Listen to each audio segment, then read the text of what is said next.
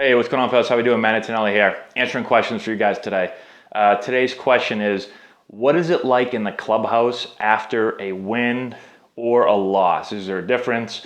Kind of what happens when the game finishes? So it's really interesting when you think about baseball. There's so many games in a baseball season, right? So you're going to have 30 plus games in spring training.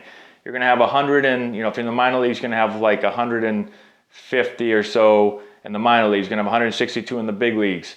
Then obviously if you're lucky enough, you have playoff baseball. If you're in the minor leagues, you're going to instructional league into the Arizona Fall League. And so you're playing hundreds and hundreds of games.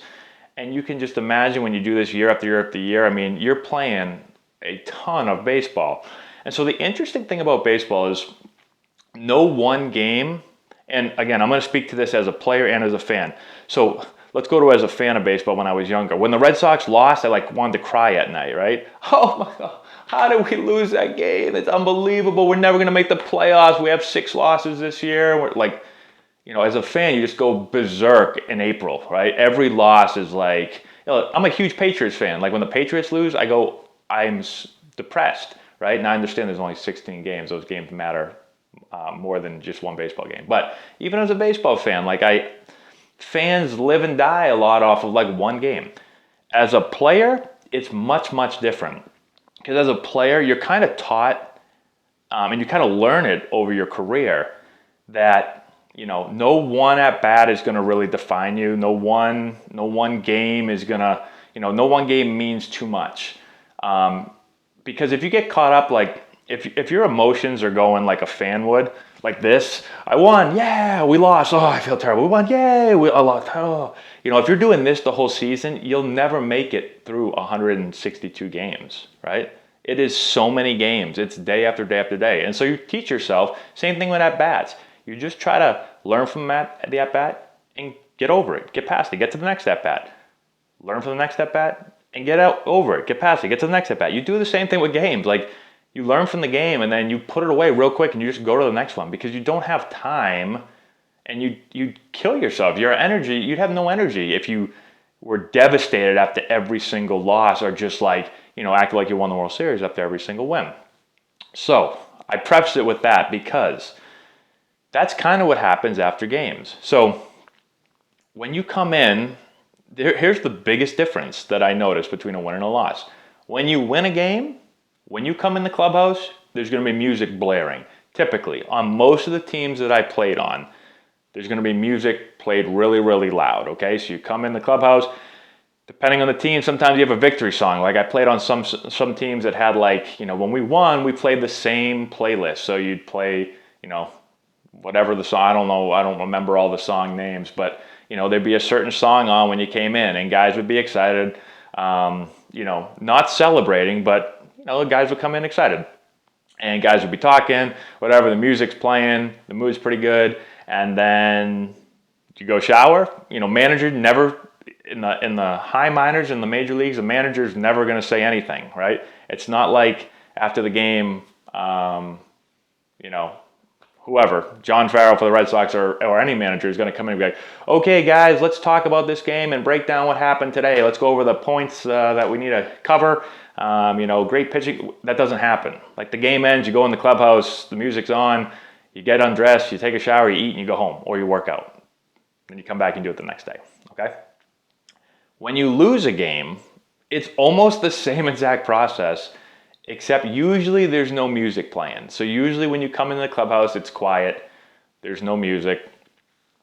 But you do pretty much the same exact thing. You come in, you get undressed, you go shower, you eat, you go home, right? There's the same thing. The manager's not going to come in and be like, guys, we tried our best today. We really battled, but we just, we couldn't get that big hit late in the game. That doesn't happen. That never happens. There's very little talking by managers in the clubhouse after games or before games during the season. There's a couple meetings, maybe, but usually meetings are when things are going bad. Things have to go really bad, really bad. You're not going to have a team meeting because you lost 3 games in a row, 4 games in a row, right? If you listen to sports talk radio, you would think the world is ending when a team loses a few games in a row. Like, that's not happening typically within the team in the clubhouse. Okay, so on a loss, you're just going to come in, you're going to get changed, you're going to eat, you're going to do the same thing. It's the same thing. You're just going to put it away. You're going to learn from it, put it past you, and get to the next game, because you got another game in like 18 hours, right? 20 hours. You got another game. Sometimes you have it before that. Sometimes you play a night game and you got a day game like right away. You put it in your rear view mirror and go to the next game. Okay. Sometimes, I had some teams where manager would come in, right? And, team might be down. Maybe we lost a few games in a row and there's no music been on for a little bit. And he might feel like the team's kind of getting a little bit down. And I've had managers come in and be like, hey man, like pump the shit up, get the music going. And like someone will turn the music on and the guys will start getting up again. Like, I've had that happen before, but like, honestly, there's not a huge difference between wins and losses after games. The music is like the biggest thing, right? And the talking. But again, it depends a little on the level. Like sometimes in the minor leagues, you lose a few games and like guys are like, well, I shouldn't say anything because we lost and I'm supposed to kind of be upset right now. That's how some guys are. There's some teams where guys, you lose and guys still talk and act like, not like they won, but almost like they won. So hopefully that makes a little bit sense to you guys. I'm trying to think of some examples of, like when I was with the Yankees, I was in AAA for a little bit. Like Francisco Cervelli used to like dominate the music. He used to play like this techno stuff after games and before games, and so like, that was like a fun clubhouse where the music was like always super, super loud. And I would say in general, like usually the music was pretty consistent throughout the teams as far as loud music, like, depending on the level again. If you're on a team with a lot of Latin players, a lot of foreign players, you listen to a lot of like reggaeton, I guess you call it, or I don't know what the hell you call it, but that type of music, like that was pretty prevalent in most clubhouses. But again, it depends on the team.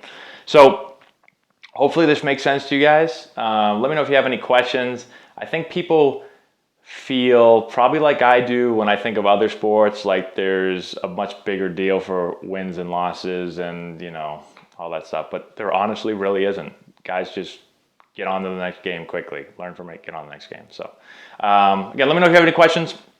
Comment in the section below, and I'll try to answer as many as I can for you guys. Subscribe to the channel if you're not done so already. Give us a thumbs up, like the video. I'd really appreciate that. Share the video with all your friends. Check out our Instagram, Antonelli Baseball, our Twitter feed, Antonelli9, where I'm posting videos all the time for you guys. Check out the description box below where I put links to books I've been reading and also training tools that we use with all of our players. Check out our website, AntonelliBaseball.com, for more info on our teams and how to work with us. And that's all I got, guys. Thank you again for the question. Hopefully I did a good job answering, and we'll talk to you later.